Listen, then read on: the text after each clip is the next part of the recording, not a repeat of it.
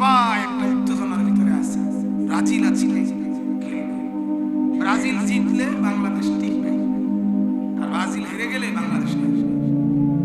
আল্লাযী ইয়ারাকা হিনা তাকুম, হে নবী আপনি যখন নামাজের জন্য দাঁড়ান, আমি তখন আমার কুদরতি দুই চোখে সরাসরি আপনাকে দেখি। ওয়া তাকাল্লুবাকা ফিস সাজিদিন, আপনি যখন নামাজীদের সাথে, দিনদার সিজদাওয়ালা ফরহেজগারদের সাথে উঠা বসা করেন, তখনও আমি আপনাকে দেখি। তার মানে আপনি হাঁটতেছেন কোথায়, চলতেছেন কোথায়, কোথায় ঘুরতেছেন, আমি সব জানি, সব দেখি। সহজ গুনাহ ছেড়ে দেওয়ার তৌফিক।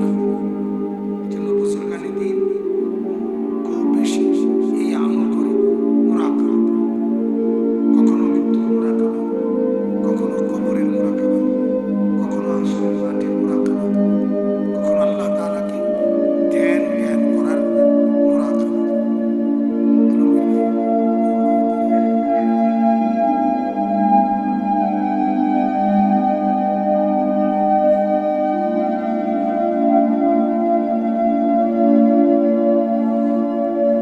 এজন্য এটা অনেক বড় একটা আমল।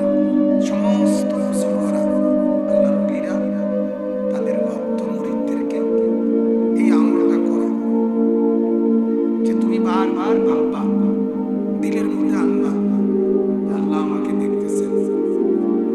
নবীজি সাল্লাল্লাহু আলাইহি ওয়াসাল্লাম বলেন, উচিত তো ছিল এরকম হওয়া যে আমি আল্লাহকে দেখতেছি।